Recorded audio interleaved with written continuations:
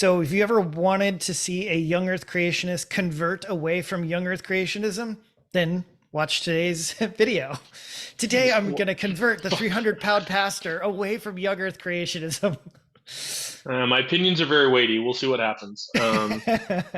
Okay, maybe not, but we're definitely going to have a conversation about young Earth creationism. And if that's a subject that you're very interested in, and you're very interested to understand the early parts of Genesis 1 through 3, then stay tuned. So today's episode of Curious Christianity is another conversation. This is part 2 of my conversation with the 300-pound pastor. And so we're going to dive into some more issues and questions that I myself have grown up with, because we both grew up in the exact same house and had the very much same beliefs, I believe, on the subject. So good to see you back on the video. Yeah, thanks for having me. As you mentioned before, I still currently hold to a literal 7-day creation story. 6 literal days. So that's where I'm at. I'm Mhm. open to the conversation. As me and him both believe, the biggest thing is, what does the Bible actually say as far as what is meant to be communicated, Mhm. and that's what matters to me. So I'm open, provided I can see it in the biblical passages, is provided I can see it, that the Bible is open for this type of interpretation, then I'm open to the possibility. So And I think that's one of the most important things, is that this conversation is amongst people that affirm the inerrancy of scriptures, amongst people that believe in the Bible, and we are not trying to bring things outside of the Bible and like read them into the text. We're trying to see like, what does the Bible actually say, and then hold to that. yeah, So okay, so we talked about a bunch of theological issues.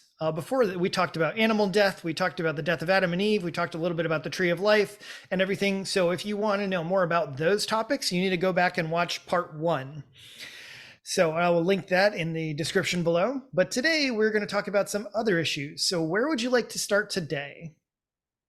um what is the big debate on your side, the answers to the big debate on yom meaning 24 hours, literal meaning for day, and then also um in Exodus 20 verse 11, when it's talking about the Sabbath day, and it says, for in 6 days the Lord made the heaven and the earth. Isn't that an indicator that he's talking about something literal, an actual 6 or 7 days, rather than figurative? So those are kind of areas that I'd like to hear where you're at with that, Mhm. um, because those are arguments I've heard on my side of the fence, Mhm. and I like them. As far as Sure. when I've heard them. So Yeah, yeah. So let's start with the first one. The first one, I'm going to disappoint you in some way. And that would be this on the view that I'm essentially going to move forward, which is actually, I'll go ahead and say it's largely the 7-day temporal inauguration view. Okay. That's what it's called. So if yeah, you want to look it up later on, that's what you can kind of take note of. So, yeah, it's 6 literal days. Um, so it actually doesn't change anything on that front. Um, and but I do want to mention some different textual notations, right? And that would be some of the assertions that, oh, well, yom always means day, and day means 24 hours, and 24 hours means this, and and as Answers in Genesis is also famous to have said, right? It's like, well, anytime you connect, evening and morning with the word day, then it means 24 hours, and those are connected, and all these things, right? But I think, as some other people have mentioned, um, there are several different meanings of the word day in Genesis, the early chapters, right? Even in Genesis chapter 1, right? So let's take Genesis, the very first day that's mentioned, right? It's like, okay, well, is that reference talking about 24 hours, right? So when you talk about Genesis 1, um, starting in like, with the part where verse 3 and you're going into, it's like, oh, and God separated the light from the darkness, right? But then okay, he says something really, really interesting. And the light he called day. and the darkness he called night. Right? Okay. So from just that point, it's like, okay, so did that mean the day when he mentions it right there is 24 hours? Well, I don't think so. Don't think so. What? Now that's a little bit beside the point in Okay. regards to the major thing. And that would just be, it's like on this view, yeah, we just mean literal, okay, 6 24-hour days. There are 6 different days that take place and stuff like that. But even for that, if you want other good reasons, like let's just say, like, is another interpretation consistent? Is it consistent with Genesis 1?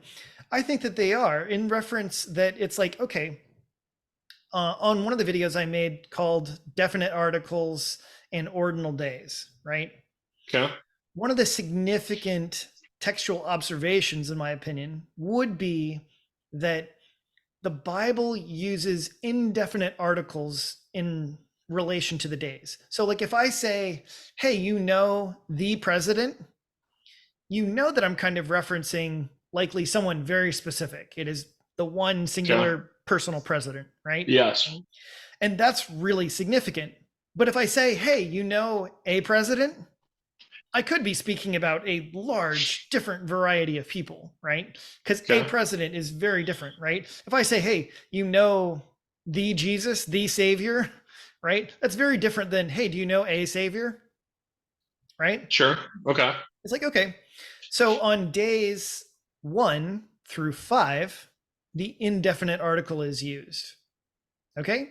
So when it says day 2, right, it's like, oh, and God separated the waters above from the waters below, a second day.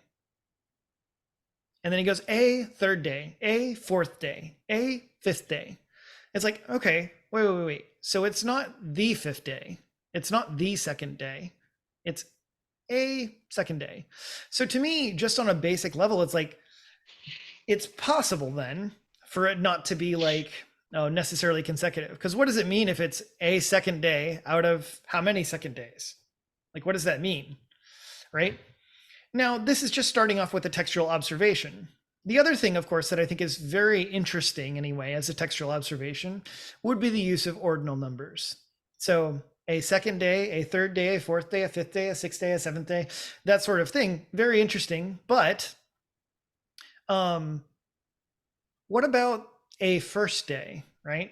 And it's like, well, the Bible says one day. So God separates the light from the darkness, and the day he called light and the darkness he called night.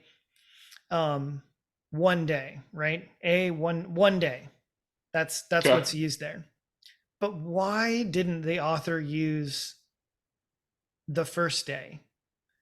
Like there's a biblical word for first, and he doesn't use it. He uses one day instead of first. But then he says second day, third day, fourth day, a fifth day.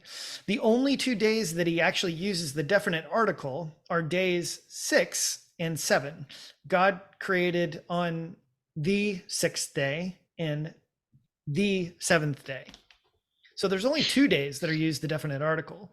And these are merely textual observations that I think are important for anyone who is very, very serious about understanding what Genesis means. Like, you can't leave those things out. And so the fact that God does not say that day 1 is the first day of creation, I think is very interesting, if not downright significant. Well, all right. So here's my initial thoughts because the way my brain works is defensive. So like Mhm. Go when for it. when I'm presented with an idea or thought, my brain automatically goes to the counter Mhm. things. It's just the way that it works. So if I was to push back, and Yeah. I'd say, okay, so you would concede if it said the first day, that it would probably mean the first day. I would say that it would definitely start that way. You would definitely have to, it would start to close the text a little bit more. Then you would have to add in Right. other textual considerations, right? But I'm just saying, even from a very plain reading, that plain reading that I just described begins to open things up. Because if we're being literal and serious about the words on a very literal reading, It's like, okay, well, it literally doesn't say this and this. That would be my So I starter guess point. part of what I would push on, and I'm not saying that Mhm. I'm necessarily having to hold of this, but what I would push on is if I had a sequence of 10 things, Mhm. okay, and I was like, there was a certain day that I got started, and then another day I did this, and then Mhm. another day I did this. Yeah. But on the ninth day, I did this. Mhm. It justifies that the previous days were at least 8 days. Mhm. You know what I'm Sure. saying? So does the specific of like the sixth day and the seventh day justify the other 5 days being literal if the sixth day is because would you say that maybe the sixth day is a 24-hour period, or are you saying because of the temple inaugurational viewpoint, Mhm. I would actually say that they're all um 24-hour days, except for maybe day 7. you would say okay, yeah, yeah, okay, so I mean, we you could read it uh, that way anyway. It seems so like it's like there's nothing incongruous with saying that each of the 6 days are 24-hour days. okay, so with the temple inauguration viewpoint, because it's But the viewpoint of Mhm. a lot of creation already existing, and then a Yeah, repurposing in each of the days, correct? So like that's it's like right. giving a meaning Well, it to perhaps light a and giving. original purposing potentially. I think there's two other things. Let me frame this a little bit. Yeah, One is that I think it's important that we recognize that Genesis is largely concerned with theology. yeah, agree. I well, I mean, theology, anthropology. Yes, it. One of the biggest things is it's meant to tell us about God. Yes, okay, Yes, and God's relation to man and stuff like that. So I'm and not saying that creation, it's right? not telling Agreed. us something about that, but I'm saying like its primary focus are these issues, is the theology of the matter, right? So Yes. one, I would say that one of the primary purposes is this pattern, right? So it's expressing a pattern for specific reasons, Okay. right? Days 1 through 6, that sort of thing. Um, Okay, so this is interesting though. Okay, so I just want to make sure that I understand. So you're taking a literal 24-hour stance, potentially, or at least that's possible on an older viewpoint, that when it's referring to these 7 days, a 24-hour period is being specifically said, but it's not of the creation of those specific things, but it's for the purposing of those specific things. mhm. I'm just making sure that it's clear to people listening and that I'm understanding you clearly, because that's, one of the biggest things on the debate is typically young earth goes, well, you don't believe in a literal 7 day creation story. And Mhm. I think you might say, I believe in a literal 7 day purposing story. Yeah, how yeah, would yeah. That you would be define the difference? Yeah. or ordering, that God is ordering things, right? So one of the things that I think was really, really interesting is to slightly try and understand. And one of the biggest things, of course, is that you need to go back to the ancient context and understand how would they have saw it? How would they have thought of things? And I'm going to Okay. explain this. This is not necessarily perfect in my understanding, but to try and give an understanding of the idea that of like when God rests, right? It would be the idea that, like, just imagine a king who comes down and he orders his kingdom, right? He kind of sets up his Okay. kingdom. He's established all of the commands, and one of his last commands, right, is to set out his emissary, his ambassador, his mankind, right, as his vassal or lord over the earth, right? And Okay. then when God rests, it's as if he's done ordering the world and he sits on his throne in authority, right? So that's kind of the notion. It's not that God is sleeping or something else like that. It's kind of that God is finished with his ordering of everything. Right. The rest is indicative not of him needing to rest, but one of him giving us a model and him showing the creation itself being complete, right? I mean, would you Well, have what would you say the point of the seventh day is? It's God establishing his kingdom. Yeah. I'm saying like the rest is a terminology used for royalty. Yeah. So it's not like it's that God I feel is. royal all the time. Okay, sorry. Keep going. No, but yeah, it's like this idea, like the gods of Mesopotamia, like when they talk about that stuff and the gods resting or different things like that. My understanding is that those gods are they're kind of ordered their stuff, you could say, So the resting has an implied sense of completeness. Is that what you're saying? Like and by established saying he authority. rested. Okay, so it has to do also with essentially almost proclaiming authority over it. Like, It's something that the gods did, is my understanding, right? Yeah, so okay, like after a god is done ordering his kingdom and stuff, yeah, it's part of what he's doing. okay. Do you think part of it had to do with sending us a model, considering we get the Sabbath later? Well, yeah, Um, yeah. So like, part of what I'm saying is like it's establishing this pattern of 6 days and then rest on the seventh, right? So it establishes this pattern for us. Now, so going into exactly the um the issue of the Sabbath day, right? And it's like, yeah, oh, Exodus 20, right? Exodus yeah. 20 is like, oh, well, in 6 days, God did this, this, this, and then he rested on the seventh. I think, as John Lennox has pointed out, okay, this is an analogy, right? He's drawing on the pattern of what happens in Genesis, and he's mentioning, like, hey, rest on the seventh day because of the analogy of what God did. And part of the reason I find this relatively compelling or very interesting is like, okay, well, yeah, but didn't God rest on the seventh? Well, yeah, but does that mean that God needed to rest? Like, why do we rest? Like, do we rest for the same reason that God rested? And I think No, the answer is no, right? right. It's like, okay, do we rest as long as God rested? Do we rest as long as God rested? Is I God mean, we'd have resting to go into now? lot. We'd have to go into lots of definitions, No, no, no. and But the yeah. point So would be we this: we rest for one day out of the week, and then we go back to work on Monday, right?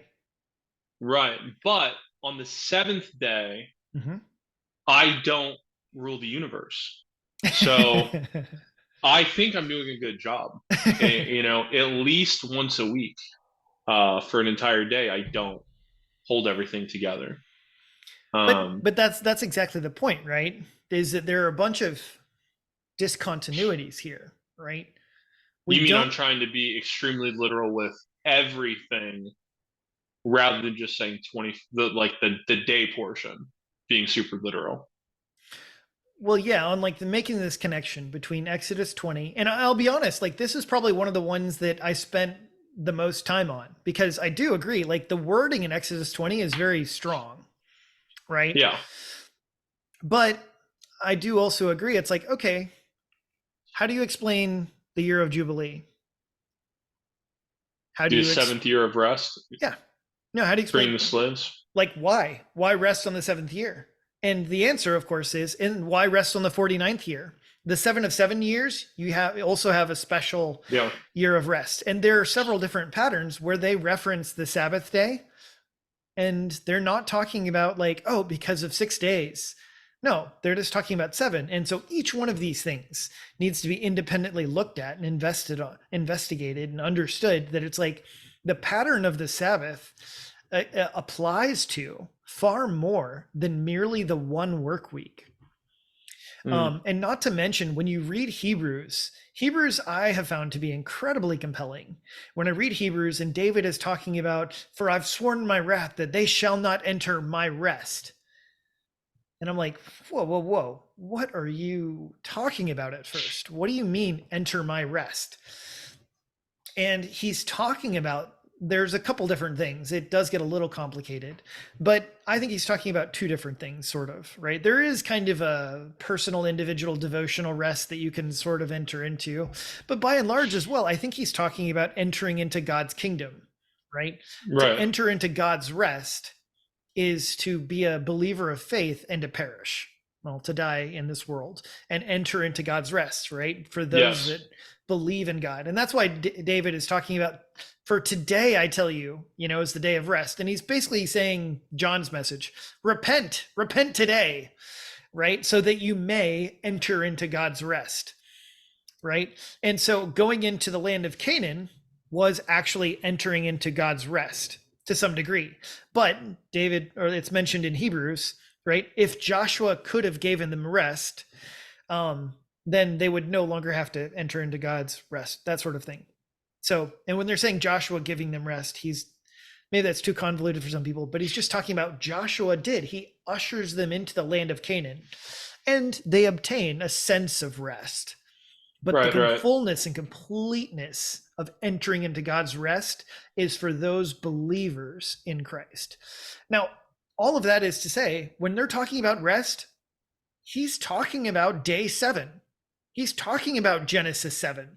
He's talking about all of that. And it's like, okay, well, are we merely talking about the 7th day when God rested? Is that all that it means? And it just seems obvious. You cannot be serious about hermeneutics and not read that Hebrews 4 is talking about rest while specifically addressing Genesis 1 in a sense that is not talking about, oh, okay, well, one day God took a break. Okay, so using the 7th day specifically as times where it's used to give an example of longer than a day's period, right? An eternity or eternal, the entering the rest of Jesus, okay. Well, no, that's just saying that when the Bible is talking about the 7th day and it's talking about God resting, that it doesn't just mean that God took a break. It means Right. way more than that.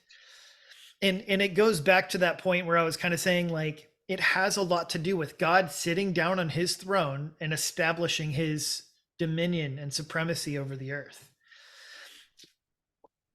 Okay. So now, from just a observational point of view, right, I do think it's very interesting, and it's a point that I just feel like is so undervalued. And it's difficult for me why some very literal young earthers, I guess they don't budge at all about day 7, right? Because it's like, okay, they hang very tightly on days 1 through 6. Oh, there was evening and morning. See, closes the day off, right? Okay, but that's not there in day 7, right? And the mere observation is, why not? Why not? Why isn't it there in day 7? Like, if we want to be literal with what the Bible says, Genesis is establishing a pattern of days 1 through 6. Evening and morning, evening and morning, evening and morning. And then on day 7, it leaves it off. You just chalk that up to a coincidence? I'm not sure, Well, I think so. Part of the argument you're using, because part of them might say, well, yeah, I mean, day 7, because it's not listed with that, does talk about God resting from creation indefinitely, because creation is completed at this point in time, right? So some of them might give you that the 7th day isn't necessarily meant to be a literal day, but then I guess if they're using the Sabbath as an example, say, well, it'd have to be a literal 24/7.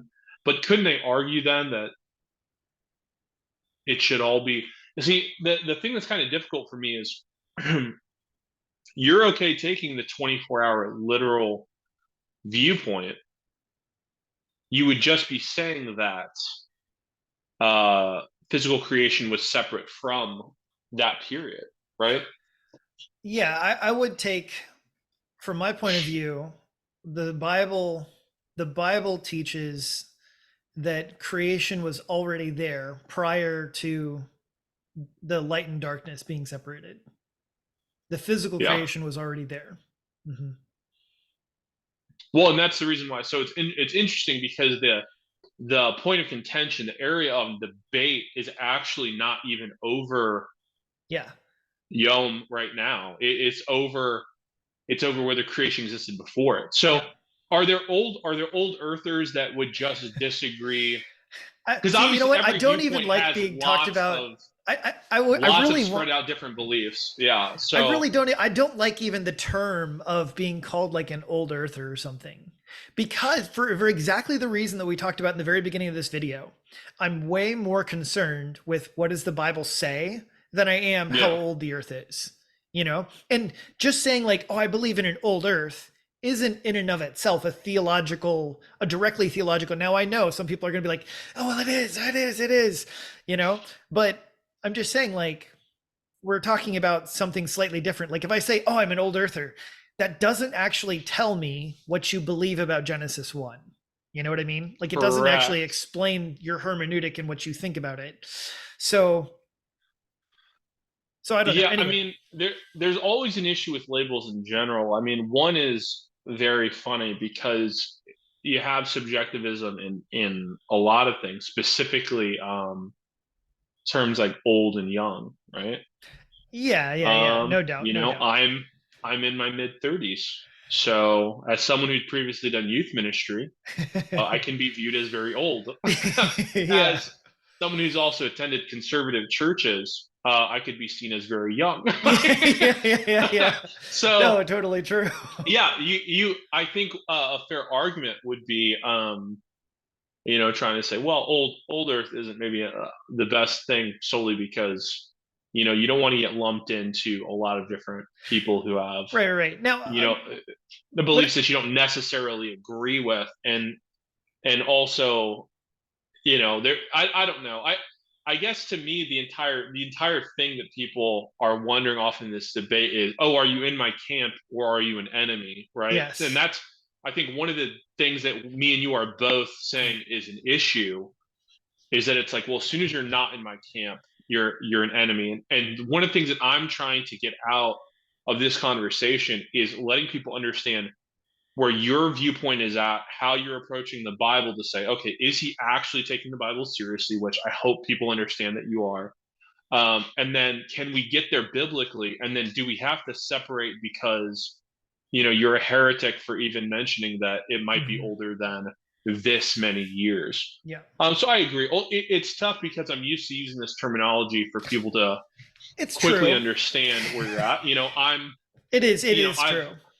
I've gone to many Baptist and non-denominational churches in my time, and some people hear Baptist, and it's very different from how I am. The way that they would view a Baptist. Other people Mhm. hear non-denominational, and it's very different than maybe the way that I would be theologically. So, um, I think it's fair. I think it's actually funny you mentioned John Lennox, because he was one of the ones that uh, in his book, talking about determinism, he said when he gets asked the question whether he's a Calvinist or not, he doesn't like those types of questions because he's worried that it constantly separates us into the I follow Paul, I follow Apollos type of thing.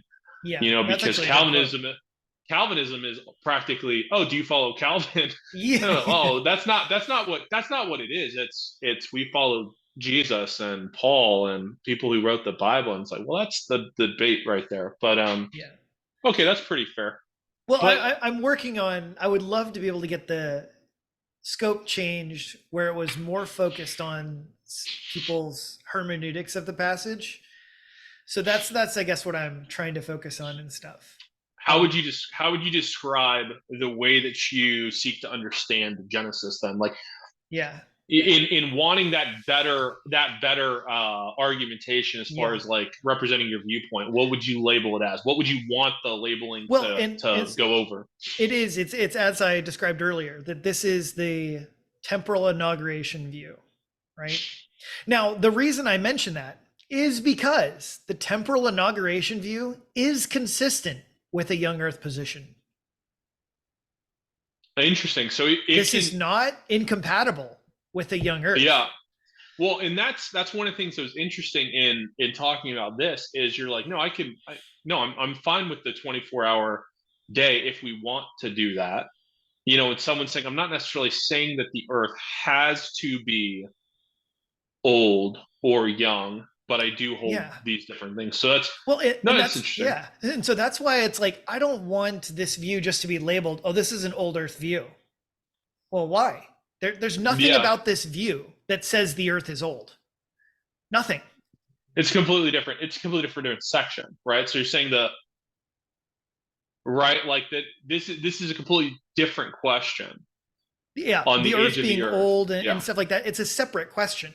Like, and so in other words, I'm saying like you can hold the view that I'm talking about and be a young earth and creationist. remain young earth.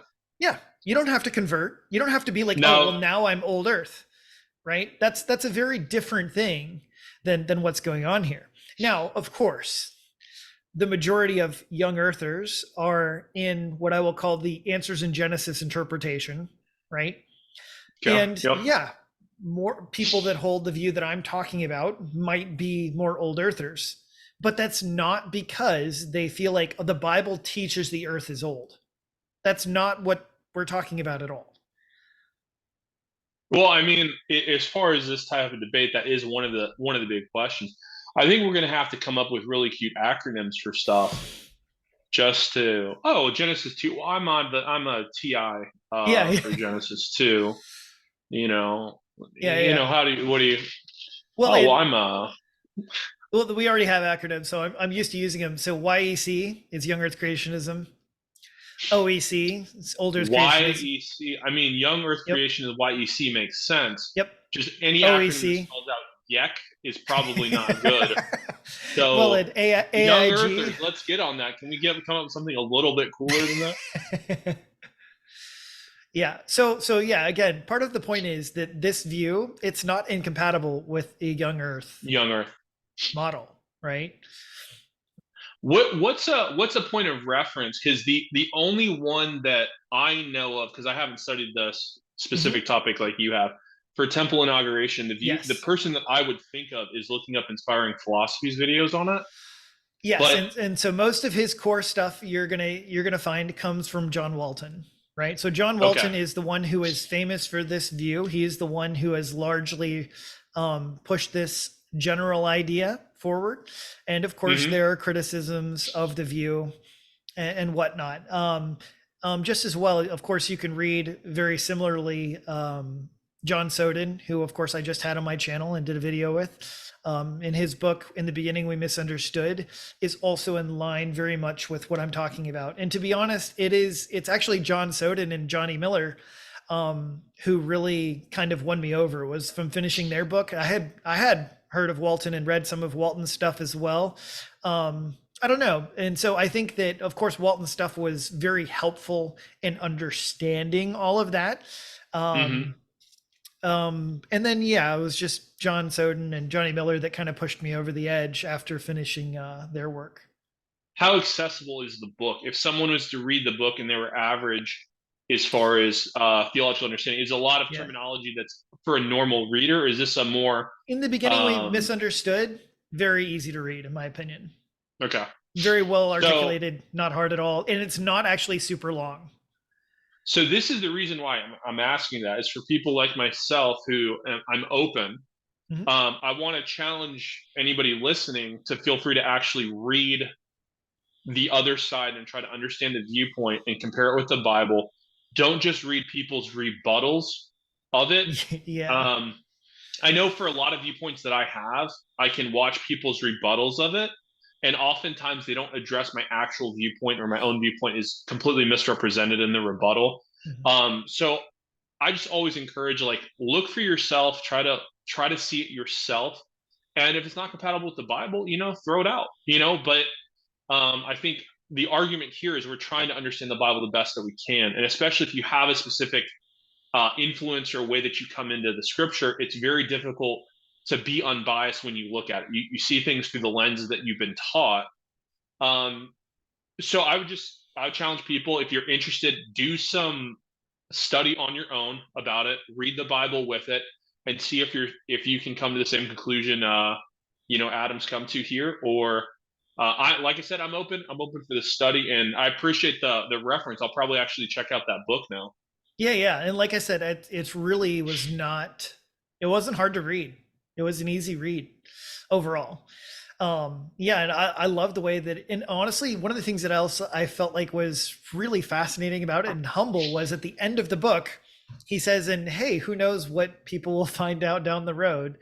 Um, yeah, because part of the, yeah. Anyway, that's what I'll say about that. But yeah, so yeah, this I think is best described as a temporal inauguration view, right? But one of the other major things from the text that I find really, really compelling, to kind of question the young earth interpretation, well, there are a lot of things to talk about, but it has to do with verses 1 and 2, right? Okay. And that would be, of course, that verses 1 and 2 set the tone for the rest of the book, right? So the beginning of it is, in the beginning, God created the heavens and the earth. And Heavens and earth. Right, right, right. the earth was void and formless. Darkness was over the surface of the deep, and the Spirit of God hovered over the waters, right? And Or what's the over, translation you're using? I can't remember off the top of my head, so you That's can it's definitely fine. use I a few mean, different. it essentially, yeah, it essentially says the same thing in ESV. I don't know if you want to do one where you only quote KJV to get certain viewers, but because you lost a couple of people right there, but that's okay. That's okay. They need Look, to if you've given up young do their Earth research. creationism, you already know I've gone away from KJV. No, but but it would be this, right? So so I want to put out a few different suggestions because honestly, of course, this Okay. conversation is massive. There's Right, a right, lot to study. I mean, I spent like 3 months on this topic. right. Um, Okay, but Genesis 1 and 2, as you're going, yep, keep going. but it would be this, right? That right there, 1 and 2, it sets the hermeneutical groundwork that everything else is kind of playing back into 1 and 2, right? In other words, it's like, oh, it's void and formless and there's darkness. Have you ever wondered, just like everyone always asks, why does God, the question is usually phrased like this: why does God create light on day one? Simple, because there was darkness on the face of the deep. That's his first Hmm. thing that he does. He separates the darkness, right? Okay. Okay, why is God spacing things out? He's separating the waters above from the waters below. Well, he's setting the tone for the purposing and the creating of room, you could say, right?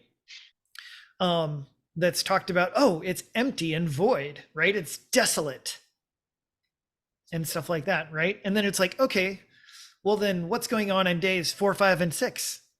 He's filling in those spaces, Yeah, it's life.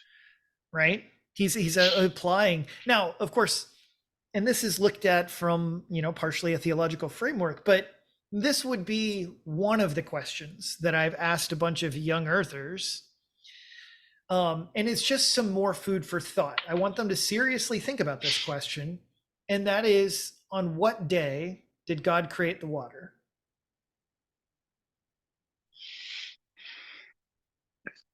Okay. And the answer is, he doesn't.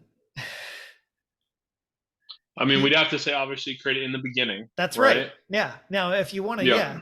But as far as on days 1 through 6, it's not mentioned, right? So it's assumed that it's already there. God separates the waters from the land.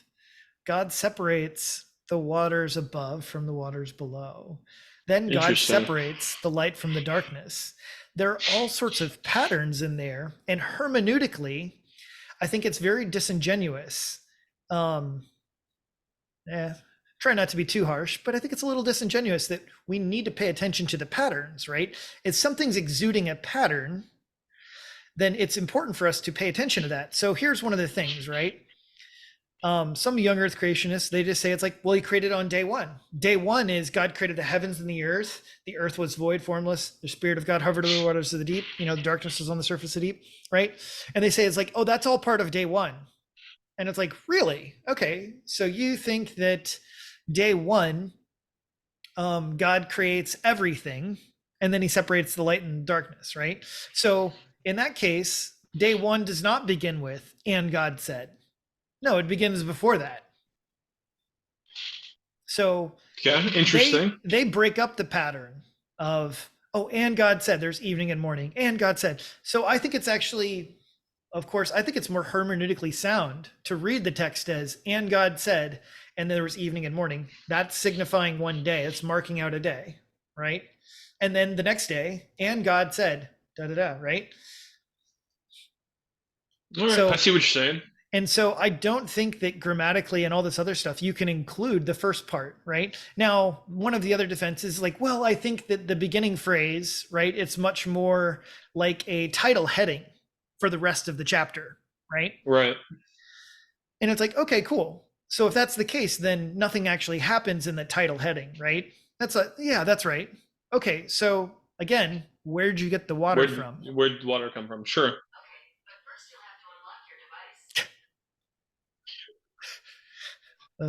Darn phones. So I think it's very important. It's like, yeah, like, and to be honest, I do agree that it is sort of a title heading. It's kind of talking a little bit about everything else. And some other people have mentioned that they actually think this is actually akin to the Toledoths, right? The Toledoths, of course, are those other parts in Genesis that are talking about, and these are the generations of da da da da da da, right? And you'll see Mm-hmm. that, of course, in chapter 2, verse 4, starts off, and these are this is the day of the creations of the heavens and the earth. I can't remember exactly right now, but Okay. Interesting. No, I mean it's something that's something I'll have to think about. Like I said, I haven't been studying this topic like you have. So to me it's learning, trying to understand where you come from, how you get to where you're at. yeah, Um I mean it makes sense to me when you're going over it. That's pretty cool. I kinda like looking at it that way. Um Especially if you're saying and on the first day, and it's more like, well, on a day one type of deal, if hmm there is that differentiation, then it also makes it kind of easier to understand um, a differing viewpoint versus, well, on the first day rather than like a first day type of deal. That's interesting. It's yeah, something at yeah. least for me to think about for sure. Well, and so like some of the other things that I think, as far as doing good hermeneutics, are looking at the patterns, right? Because there are several patterns in Genesis 1. But one of the major ones that caught my attention, that, I mean, I won't tell you how many times I was utterly astonished reading Genesis 1 over and over and over again, and just realizing new things. Just like, how did I never even notice this before? And one of them would be this, right? Let's say that we want to take a literal reading of Genesis 1, okay? Okay. Okay, on a very literal reading, God doesn't create anything on days 1 through 3. Okay. All he does, day 3, he separates the waters from the land. Day 2, he separates the waters above from the waters below. And day 1, he separates the light from darkness. Isn't that interesting? Because you're saying because they're already there, it's just him doing stuff with them, Well, yeah, right? my first observation is just saying that it literally is just talking about separation on these 3 days. And then it's like, Hmm. okay, but then not only that, it's like, oh, wait a minute, wait a minute. If you look at these separation things, here's day 1, light and darkness. What's day 4? Oh, the sun and the moon. It seems like those kind of fit together a little bit. There's day 2, the separation is the waters above and the waters below. And it's like, wait, is he talking about the birds and the With the sea? fish, They yeah. fit in here. And then day 3, right? The land, right? And it's like, oh, and the land is filled with mankind and animals. So days 1, 2, and 3, and days 4, 5, and 6 seem to go together. Hmm. And it's Well, like, that's interesting. that's interesting and bizarre in some ways, right? Because Well, the that's days cool. start to Yeah. match up. And so the pattern just starts to go like, holy cow, wait a minute. Like that seems like to be like a relatively clear pattern here. So No, that's cool. That's pretty cool. All right. Well, I mean, I think that covered this section for me, things that I was wondering about. yeah, Um, yeah. is there anything you'd like to do to wrap up, or references and things you think people should look into if they're interested in trying to understand this viewpoint to wrap up part two here? Yeah, of course I liked Johnny Soden's book and stuff. Of course you can, yeah. look at Inspiring Philosophy's channel. He did a whole thing on Genesis. Um, I know sometimes he's like, I don't know, too much into it for some people. But still, I think it's good stuff for education and to understand. I mean, really, a lot of the books I read, I thought were pretty good. You know, those two. I would say the other book that definitely made me think. He didn't really present as much a hardcore foundational view on the subject, but John Lennox's book, 7 Days That Divide the World, I thought was Hmm. very thought provoking. And there were just some questions where he kind of asked questions and didn't entirely answer them, but just kind of gave a little bit more probabilistic answers and just kind of going like, and there were some things in there that I was just like, I've never thought about that. That's a really good question. There were just thought provoking ideas that definitely just started to help me to see and understand the text better, and textual observations as well. Um, and that's one of the other things too. Like, I think it's just really, really important to make note of a lot of the different interesting textual observations and start to ask yourself is like, okay, what makes the best sense out of these textual observations, you know?